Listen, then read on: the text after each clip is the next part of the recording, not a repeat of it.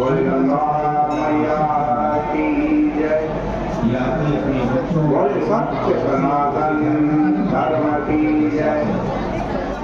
बोले सियापति रामचंद्र भगवान की जय। पतित पावनी कलिमल हारिणी मंगलकारिणी मोक्षदायिनी माँ गंगा मैया का ये पवित्रतम तीर्थ हर की पहली धर्मकुंड है। श्री रामचरितमानस से चर्चा चल रही थी। देखो, जो प्रारब्धवादी हैं वो ये मान करके चलते हैं कि जब प्रारब्ध से लाभ हुआ था तो प्रारब्ध से ही हानि भी हो गई। ये प्रारब्धवादी मानते हैं, लेकिन भगवान का भक्त क्या मानता?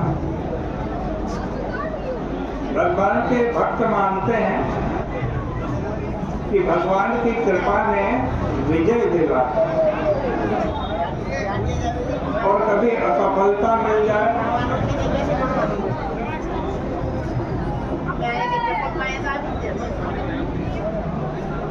तो वो कहते हैं कि कोई नजर न लग जाए, इसलिए भगवान ने ही असफलता भी दिला।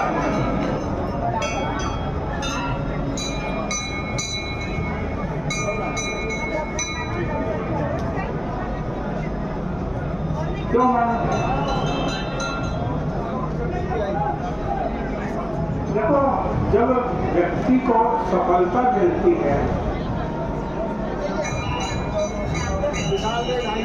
उन्नति होती है, तरक्की होती है, तो अभिमान आए बिना नहीं रहता।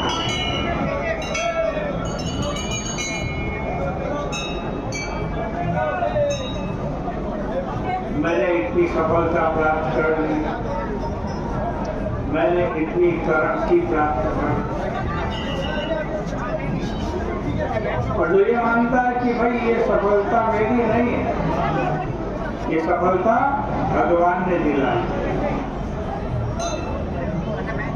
ये तरक्की मेरी नहीं, ये तरक्की भगवान ने दिलाई, तब उसे अभिमान नहीं होता।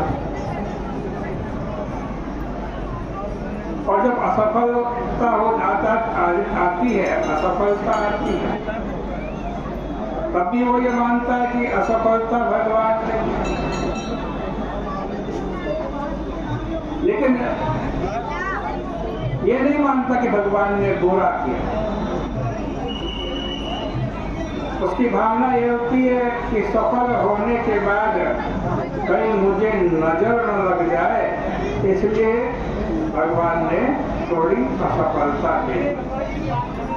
भक्त के जीवन की ये दिव्य भावना होती।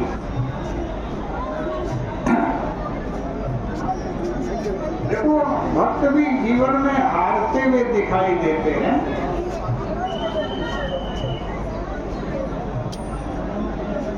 उस दुख तथा पराजय में भी वे भगवान के द्वारा अपनी रक्षा ही देखते। लेकिन सही अर्थों में जय और पराजय को ले पाना, सफलता तथा विफलता को ले पाना, इससे बहुत कम लोग परिचित हैं। आप कथा सुन रहे थे रामचरितमानस की, प्रताप भानु की। उसके जीवन में सफलता के पश्चात विफलता आई, तो उसने यदि उस विफलता को गीता जी के इस श्लोक के रूप में वो ले लेगा।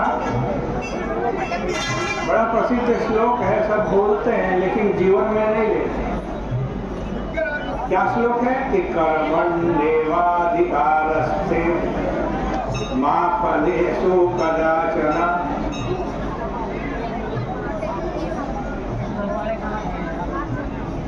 ये यदि अपने जीवन में ले ले मनुष्य तो उसको कभी विफलता से दुख नहीं होगा और सफलता से अभिमान नहीं होगा। क्योंकि जब वो मान लिया कि भाई कर्म करने में ही मेरा अधिकार है, फल तो भगवान के हाथ में है। प्रताप भानु भी अपनी विफलता को यदि इसी अर्थ में लेता तो उसको कष्ट न होता। प्रताप भानु यद्यपि दिखावा तो यही करता था कि मेरे मन में फल की कोई इच्छा नहीं है, क्योंकि मुझे तत्व ज्ञान हो चुका है। लेकिन दिखावे के लिए ऐसा भाषण देने वाला राजा फलाकांक्षा में इतना ग्रस्त था कि जिस समय उसका बाण व्यर्थ चला गया, एक शूकर पर बाण चलाया वन में घूमते घूमते शिकार करने के लिए, लेकिन उसका बाण बेकार चला गया। तो उसे क्रोध आ गया। असफलता में शांति अथवा ईश्वर की स्मृति नहीं आई, बल्कि क्या आ गया? क्रोध आ गया। और तब महत्वाकांक्षा के वन में क्रोध से भरा हुआ प्रताप भानु लोभ के शूकर का पीछा करने लगा। रामायण में कहा गया है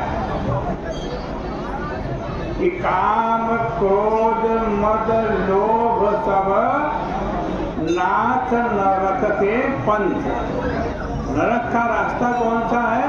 यही है, काम क्रोध लोभ मोह मद। और क्रोध में भरकर लोभ के शूकर का पीछा करता हुआ प्रताप भानु अंत में जंगल में मार्ग ही भूल गया, रास्ता ही भूल गया। इसका क्या मतलब है? इसका मतलब है कि जब कोई जीवन में इस तरह चलेगा तो संसार में उसका मार्ग भूल जाना अवश्यम भावी है। निश्चित वो मार्ग भूलेगा। गोस्वामी जी कहते हैं, जब शूकर का पीछा करते हुए मंत्री एवं सेनापति राजा से पीछे छूट करके अलग हो गए, तब वो राजा कैसा हो गया? तो तुलसीदास जी लिखते अति अकेल। क्या लिखते हैं? अति अकेल। जब शब्द पर ध्यान दो कि वो अत्यंत अकेला हो गया। तुलसीदास जी का अभिप्राय मानो यह है कि जब जब आप सफल होंगे तब तब आपके साथ सब लोग होंगे। सफलता के समय सब लोग आएंगे, और जब आप विफल होंगे तो सब आपसे बिछड़े बिना नहीं रहेंगे।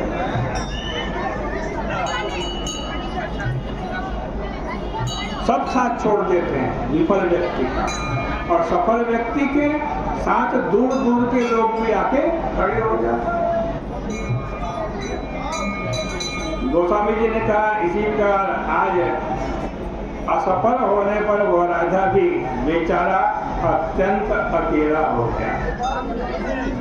जैसे देखो, व्याकरण की एक परंपरा है कि जहाँ एक शब्द से काम चले ना, वहाँ दो शब्दों का प्रयोग नहीं करना चाहिए। इस दृष्टि से यहाँ पर तुलसीदास जी का यह वाक्य कुछ अटपटा सा दिखाई पड़ता है, क्योंकि अकेल माने एक, और अति अकेले का मतलब भी एक है। आप कहो कि मैं अकेला हूं या अति अकेला हूं, मतलब तो एक ही है ना।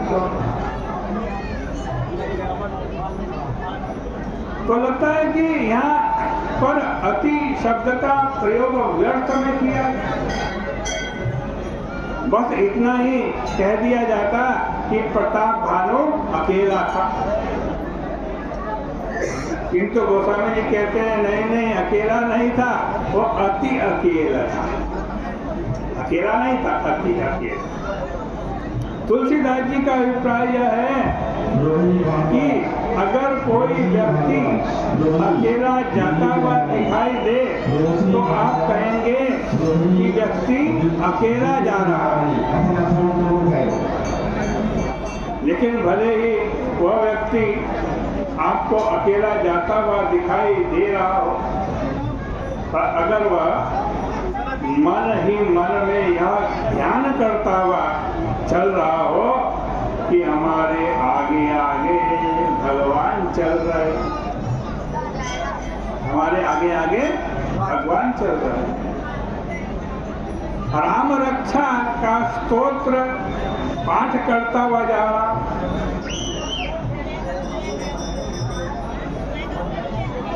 आपने राम रक्षा का यह स्तोत्र तो पढ़ा ही होगा। इसमें कहा गया है कि व्यक्ति को सर्वदा अपने मन में ध्यान करते हुए चलना चाहिए।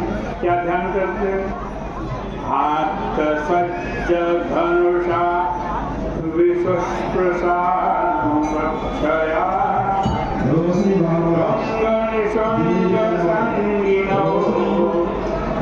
लक्ष्मणाय मम राम